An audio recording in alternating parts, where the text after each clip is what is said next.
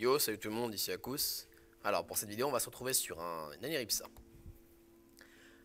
Alors j'ai pris la lame Voracius, hein, ça va surtout être pour le passif de l'arme, c'est-à-dire le fait d'avoir un point d'action lorsque l'on joue un sort de vol de vie. Donc nécessairement l'actif sera intéressant parce que c'est un sort de vol de vie.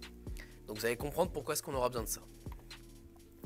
Donc c'est un deck avec Rufus le sensuel, c'est-à-dire l'invocation légendaire, qui va donc nous nécessiter 12 points d'action, du moins c'est écrit 12, mais on va voir qu'il y a un petit combo assez intéressant, j'ai eu l'idée grâce à une des vidéos de Mugiwawa. D'ailleurs si vous ne suivez toujours pas Mugiwawa, je vous conseille très fortement d'aller voir sa chaîne. Donc le combo intéressant, ça va être de jouer avec Julite, parce que Julite, lorsqu'on l'invoque, le prochain sort que l'on joue coûte 3 PA de moins. Ce qui veut dire que finalement, si on invoque Julite, ce tour-là, le Rufus sensuel ne coûtera que 9 points d'action. Autrement dit, on n'aura besoin que de 3 points d'action dans la réserve. Et grâce à ce combo-là, on peut sortir T4, Rufus et Julite. Parce que je sais qu'il est possible de sortir des Rufus plus rapidement. Sauf qu'en général, lorsqu'on fait ça, on néglige la génération en jauge. Alors qu'ici, ce n'est pas le cas. À la fois, on avance sur la jauge de feu et à la fois, on avance sur les points d'action. Bref. Donc ça, c'est l'idée générale du deck. Donc pour avancer sur ma jauge feu, parce qu'il finalement, il faut en avoir 7. J'ai donc le brasé qui met l'état huilé, qui peut être intéressant, de jauge. Le vol de vie, ça, c'est pas un sort que je vais utiliser pour avoir le Rufus T4. Voilà, mais ça peut être intéressant si jamais j'ai pas la bonne sortie. Ensuite j'ai le dévoré de la vie, donc de jauge, très bien.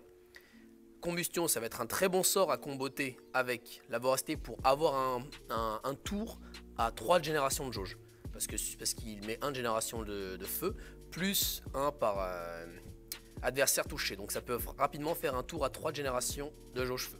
Ensuite j'ai l'engloutir la vie qui va nous permettre d'avancer sur nos points d'action si jamais on n'arrive pas à avoir le Rufus T4. On a quand même des options. Et enfin en dernier sort, finalement j'ai regardé les sorts qui me restaient. Il n'y avait plus beaucoup de sorts intéressants. J'aurais pu mettre éventuellement la braise, mais sauf que je n'avais pas d'autres sorts qui combotaient à 3 PA. Donc je me suis dit je vais mettre l'Archon Mortis, ça génère quand même une de jauge feu. Et en plus ça permet de sortir de situations assez délicates. Alors ensuite en petit sort bonus, que j'aime beaucoup dans ce cas là, la petite fiole de frayeur. Alors comme vous le savez, un des moyens de contrer la sortie d'un Rufus, ou de toute invocation légendaire, c'est d'encercler. Alors si jamais je commence un tour avec le nombre de points d'action permettant d'invoquer Rufus plus 1, je peux toujours faire la petite fiole de frayeur into Rufus. C'est-à-dire que même si on me bloque, même si l'adversaire joue bien et qu'il essaie de bloquer la sortie de Rufus, avec un point d'action supplémentaire, je peux lui dire que non. Je peux quand même l'invoquer. Et d'ailleurs c'est aussi un très bon sort pour pouvoir faire un tour à 3 de jauge feu. Parce que si jamais on a 2 adversaires autour de nous, on peut très bien faire une petite fiole de frayeur, le décaler d'une case, ce qui fait que le joueur ainsi que son compagnon seront alignés. Ensuite on vient attaquer au corps à corps et on balance la combustion qui nous fait instantanément plus 3. Donc ça permet d'avoir une option supplémentaire pour avoir ce fameux tour à plus 3 de génération de feu, pour avoir Julite T4 et Rufus T4. Alors il faut noter que Julite je peux la balancer T3 si je veux, hein, parce que en général, si ça marche, si la sortie est assez bonne. D'ailleurs pour ceux qui aiment bien les calculs, c'est 5 chances sur 9 d'avoir ça. Mais bon, je vais pas rentrer dans les détails. Donc Julite, oui je peux l'invoquer T3, mais du coup je profiterai pas de son effet qui m'intéresse pour invoquer Rufus. Donc du coup je passe un tour avec 7 de jauge feu, tant pis. Au pire mon adversaire croit que je joue Goultard, donc très bien. Bref, donc du coup ça me fait embrayer sur les compagnons. Donc Julite j'ai déjà présenté. La championne périmée parce que j'aime bien le tour où j'invoque Rufus, qui donne 1 génération de feu, avoir un compagnon au tour suivant. Donc championne périmée qui coûte 3. J'aurais pu mettre peut-être autre chose à la place. Non, championne périmée c'est très bien. Et son effet peut être intéressant, bon, très bien. Ensuite, la championne sanglante, si jamais j'ai un deck ultra aggro, je vais chercher la championne sanglante au lieu de jouer la championne périmée pour pouvoir tanker, le temps de stabiliser la partie. Parce que pour une fois ce n'est pas un deck aggro, c'est même pas un deck mid, c'est plutôt mid control, ce que je joue là actuellement. Ensuite, en dernier, j'ai mis Oropo. Parce que en fin de partie, on peut ne plus avoir de pioche parce qu'il n'y a pas beaucoup de pioches. Je joue pas la grande fiole de frayeur. Donc voilà. Et en plus, il y a une raison supplémentaire, c'est qu'avec ce deck-là, on adore jouer en deuxième. Parce que non seulement on a un point d'action supplémentaire, mais en plus on met de la value sur nos sorts de vol de vie. Donc voilà. Alors pour y parvenir, déjà il y a le Rufus qui coûte 12 PA, donc ça augmente énormément la moyenne de points d'action de de notre deck. Bon, malheureusement, la petite piole de frayeur qui réduit, mais voilà. Et c'est pour ça aussi que j'ai mis double compagnon à 7 aussi. C'est une des raisons pour lesquelles j'ai fait ça. Donc bah finalement, on a un deck qui est assez marrant à jouer. Voilà. Donc on va passer au gameplay. Pour ce premier match, nous sommes contre un Xelor régulatrice. Alors, il nous fait un plus de points de vie, plus de points de vie. On est au courant, face il y a à la fois l'éternité et le même pas mort.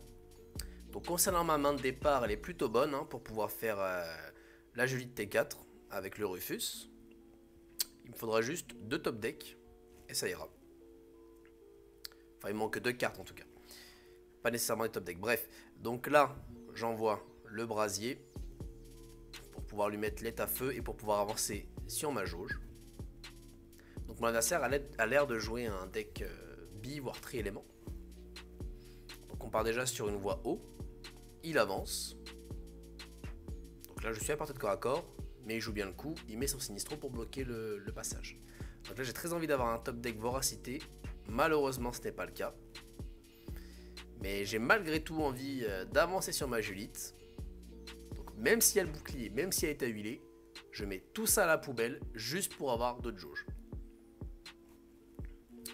Donc c'est un choix que j'ai fait, hein, c'est discutable, mais à ce moment-là, j'ai pris cette décision-là.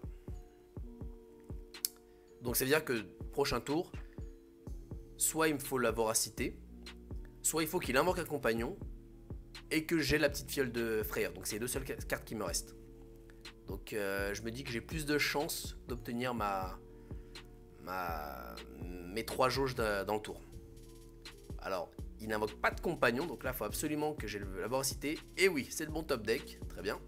Donc je joue la Voracité avec la combustion. J'ai le tour à 3 générations de jauge feu. Ça veut donc dire que prochain tour, voire maintenant d'ailleurs, je peux invoquer Julite. Mais évidemment, je ne vais pas le faire car j'ai envie de profiter de la réduction de PA de Julite pour invoquer le Rufus en même temps. Donc là, au niveau du nombre de PA, évidemment, c'est précisément ce qu'il me faut. Donc il m'envoie la chronophagie. Il m'envoie son sort qui donne du bouclier et qui tape. Qui en plus donne un point d'action grâce à son passif. Et il m'envoie l'Azorine en opposition pour pouvoir être agressif. Donc ici je pars sur un focus. Focus sur mon adversaire. Donc j'invoque la Julite. Même tour, j'invoque le Rufus qui me coûte que 9 points d'action. Et c'est parti. On tape, et voilà. Donc là c'était vraiment un gros tour, hein. Mon adversaire se retrouve avec deux grosses créatures à devoir gérer. Ou alors à devoir esquiver. Donc il y a de la gestion dans tous les cas. Il me joue le sort haut là. Donc là il a 7 points d'action, éventuellement un Ox en face. Mais c'est plutôt très bien. Une écho pour pouvoir tanker. Et en plus il joue Sinistro Feu. De telle sorte à pouvoir bloquer un de ses flancs. Donc c'est très bien joué, je n'ai qu'un flanc disponible. Par contre, là c'est une grossière erreur pour ma part. Hein, parce que tout son placement qui était minutieusement préparé. Bah, finalement là je passe de 1 flanc disponible à 3 flancs disponibles. Parce que tout dégât que je fais sur sa championne sanglante sont équivalents à des dégâts que je fais sur lui. Donc je vais m'en donner à cœur joie, hein. Je vais taper la championne sanglante. Très bien. Ensuite je vais très certainement envoyer le brasier pour pouvoir avancer sur ma championne périmée. Alors à ce niveau là j'ai 22 points de vie. Je me dis que je suis encore relativement safe. J'ai pas mal de points de vie, j'ai beaucoup de sorts pour me régénérer, j'ai le Rufus sur le terrain pour m'aider à me soigner. Apparemment il n'a pas envie de le focus. Donc je me dis que je vais invoquer ma championne périmée. Étant donné qu'il n'a pas envie de focus les compagnons, bah elle va avoir beaucoup de value parce que finalement ça va être 2 dégâts constants sur lui. Donc c'est parti, je commence maintenant. Très bien. Donc c'était mon adversaire. Alors évidemment la Echo je vais pas la focus, hein, j'ai pas envie de faire tomber autant de points de vie. Tant pis, il se régénère 2 points de vie par tour, ce n'est pas grave. Il joue la Momificatus pour pouvoir avancer dans ses jauges et pouvoir me taper de manière plus violente. Très bien. Alors est-ce qu'il va jouer un sort pour profiter? Oui, évidemment. Il va jouer un Sinistro Terre pour générer un bouclier et en même temps se protéger davantage ses flancs. Alors ici je suis quand même à 14 PV, donc du coup je pense que je vais partir dans le coin. C'est ce que je vais faire. Je bouge la Zorine Et je vais dans le coin. Le coin est à portée depuis tout à l'heure, donc je vais en profiter. Voilà. J'enlève le bouclier avec la championne périmée. Et je tape avec ma Julite pour profiter de 3 dégâts au lieu de 2. Sachant que ce placement-là me permet de n'avoir qu'un seul flanc exposé. Et lorsqu'on fait du vol de vie, et ben n'avoir qu'un seul flanc exposé, c'est vraiment très très value. Parce que finalement, il peut me faire que 2 dégâts. Voilà, donc du coup, il est contraint de défoncer ma championne périmée, qui me protège, parce qu'il a très envie d'avoir accès à ce second flanc, pour pouvoir m'infliger davantage de dégâts, et outrepasser ainsi la génération de points de vie enfin la régénération de points de vie. Il me joue sa soigneuse corrompue. Alors la soigneuse corrompue, en général, c'est un compagnon que j'ai très envie de focus.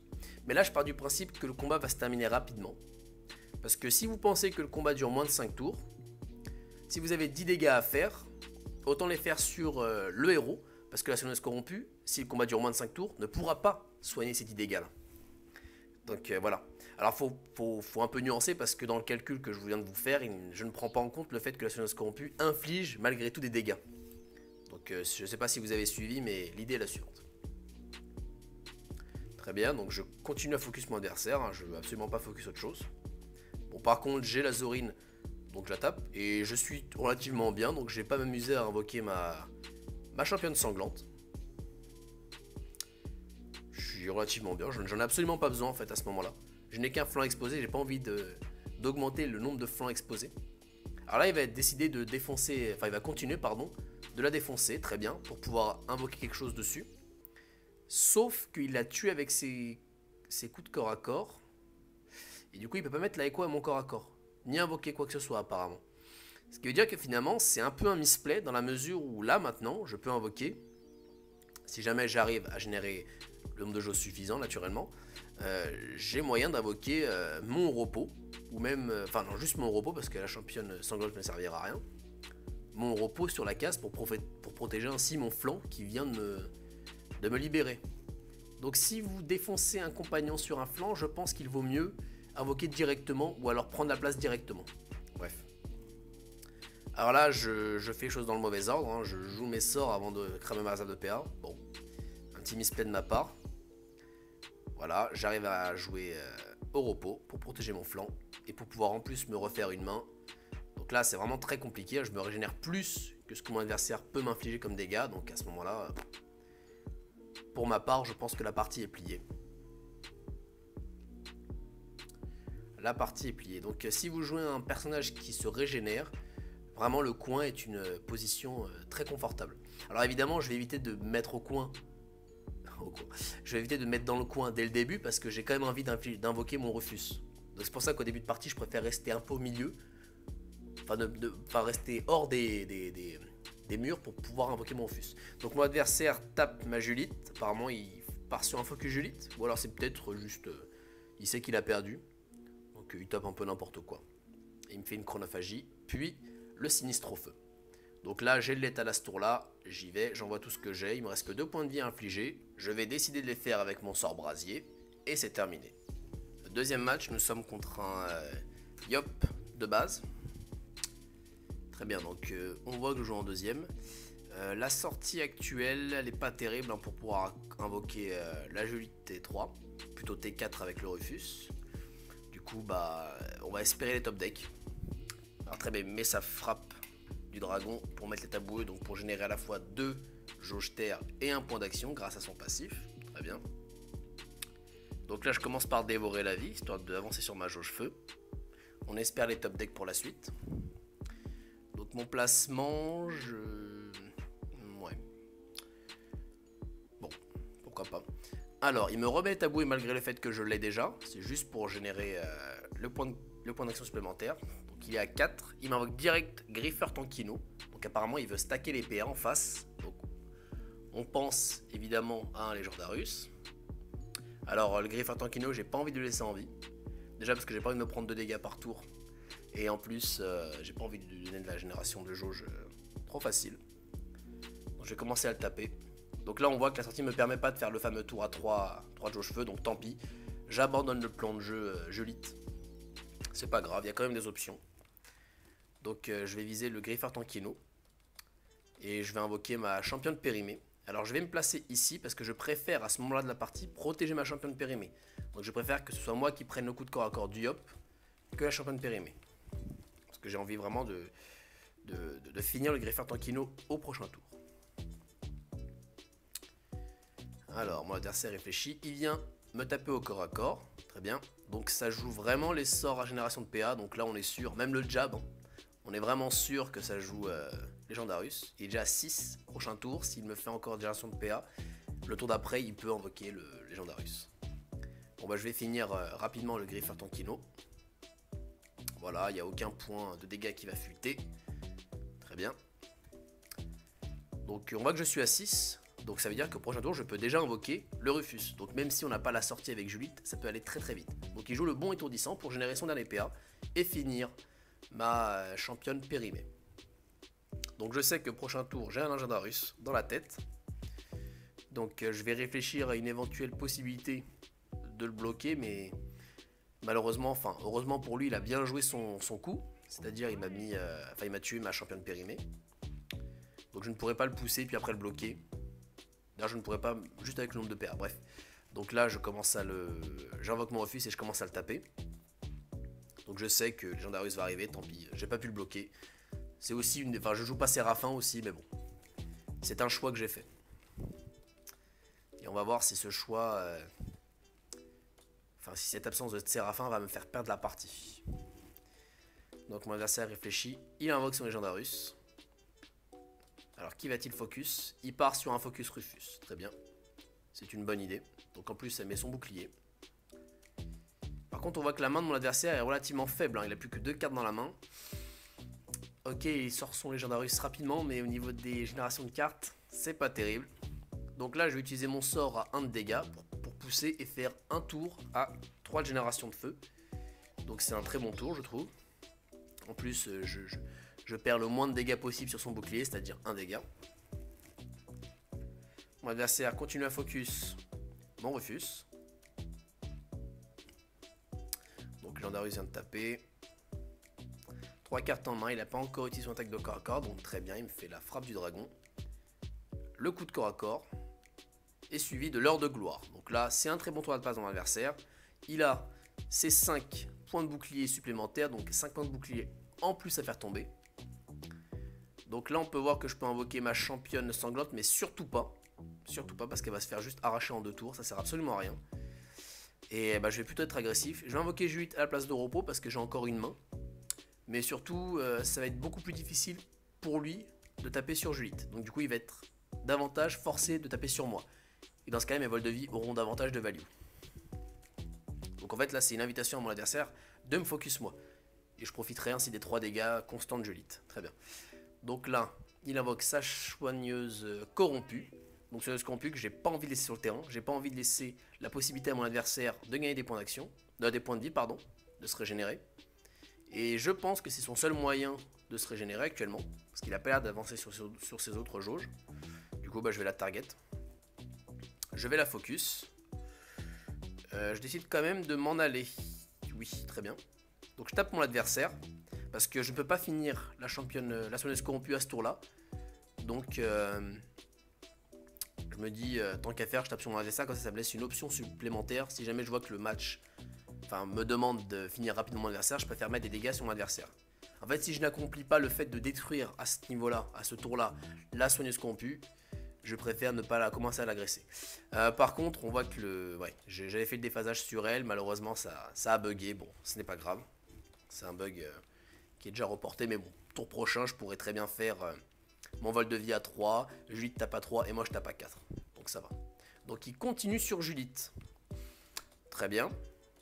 Donc c'est discutable au niveau de ce choix. Peut-être qu'il avait que ça sous la main. Quoique la soigneuse corrompue pouvait me taper. Bon. Peut-être qu'il voulait bloquer aussi le fait que Julite tape son personnage. Donc à ce moment-là, c'est une bonne option, en effet. Donc je dis le move que je viens de... Enfin je fais le move que je viens de dire. Voilà, je vole 3 points d'action, enfin 3 points de vie, pardon. Et je vais finir au corps à corps. Parce que oui, ça donne un point d'action, un point d'attaque, décidément. L'Archon Mortis. Alors où est-ce que je me place? J'aurais pu me placer de manière plus agressive pour pouvoir avoir mon adversaire plus proche. il me fait le tonnerre en série. Enfin, je crois que ça s'appelle comme ça, bon je sais plus. Pour mettre l'état aimanté, mais c'est surtout pour le point d'action, j'ai bien compris. Donc bon, il vient à mon corps à corps, donc moi ça m'arrange finalement. Je suis encore à beaucoup de points de vie, 22 ou 24. Donc c'est beaucoup.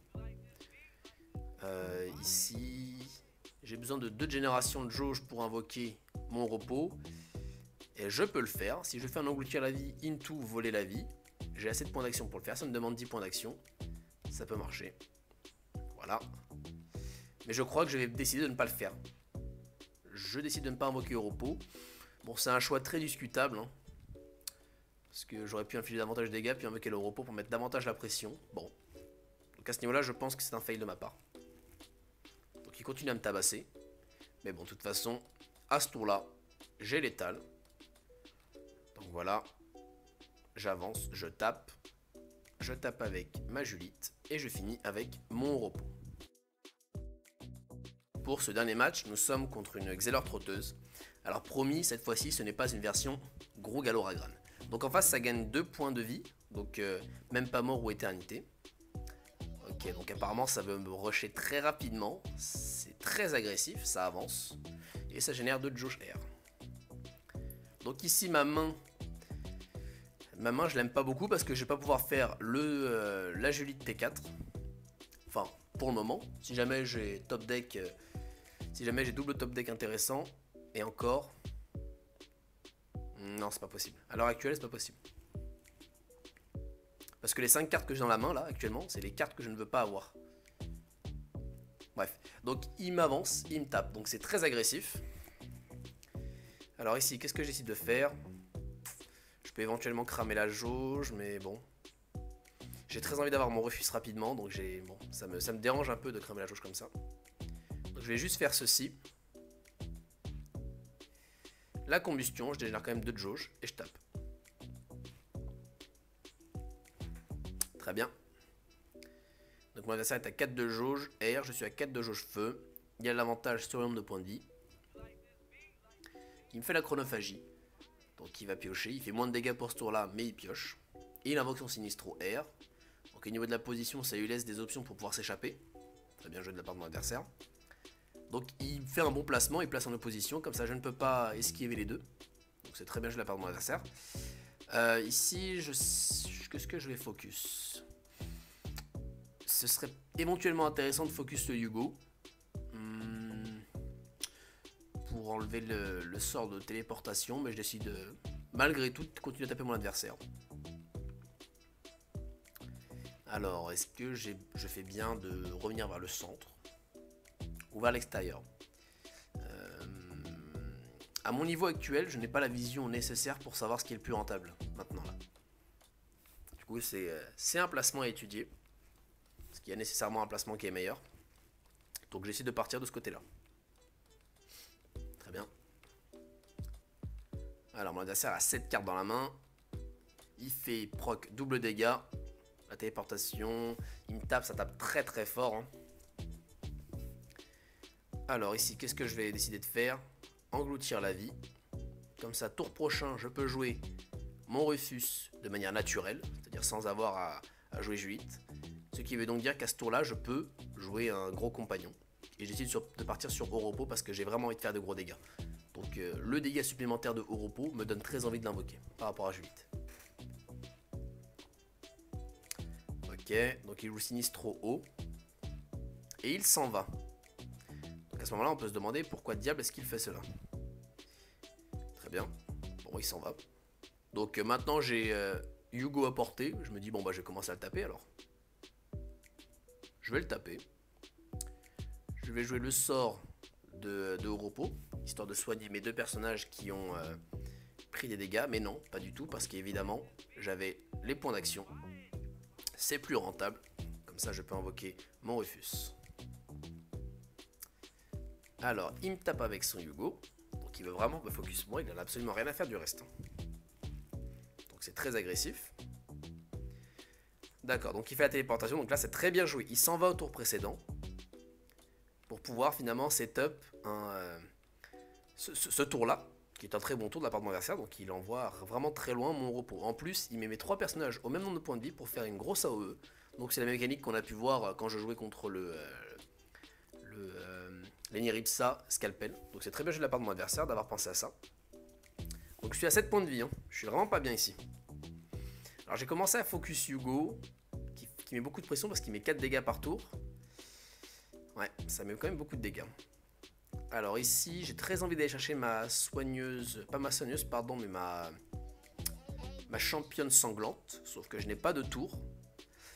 À 3 de jauge. S'il y en a un éventuellement, c'est de pousser le Hugo avec ma petite fiole, suivi d'une combustion. Mais du coup, j'expose 3 de mes flancs et j'ai pas très envie. Alors je dis ça, mais malgré cela, mes 3 flancs sont toujours exposés. Donc je décide de partir du principe que je vais survivre à ce tour-là, que le soin de Rufus suivi du soin de repos vont être suffisants pour me faire tenir. Parce qu'effectivement j'ai 13 points de vie. Le Hugo tape à 4, la trotteuse tape à 3, le Hugo C tape à 2. Ce qui fait donc 9 dégâts. C'est-à-dire que si mon adversaire arrive à me faire 4 dégâts, il me finit. Bon là il joue Momificatus, donc à ce moment-là je suis content. Parce que ça ne rajoute qu'un dégât, donc il faut qu'il fasse 3 dégâts avec ce qui lui reste. Et ce n'est pas le cas, donc j'arrive à survivre. Ce qui veut dire qu'au tour prochain, je vais pouvoir invoquer ma championne sanglante et être relativement safe. Et en plus, pour rajouter de la pression, il envoie son corbeau noir. Donc là, j'ai envie de récupérer de la vie. Donc dévorer la vie.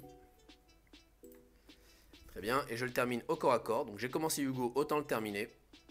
Par contre, là, j'ai assez de points de vie assez de points de jauge, pardon, pour envoyer la championne. Que je décide de laisser ici, parce que je n'ai pas envie qu'elle soit à portée du corbeau noir. Alors j'avance mon repos, en même temps je détruis évidemment le Sinistro, c'est relativement gratuit, et je m'arrête ici.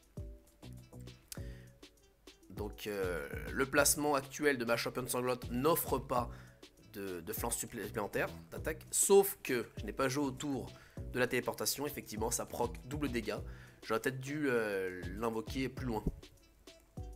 Donc là mon adversaire libère la place de son gousset pour pouvoir m'attaquer avec son corbeau noir. Effectivement ça fait 3 dégâts, c'est plus intéressant.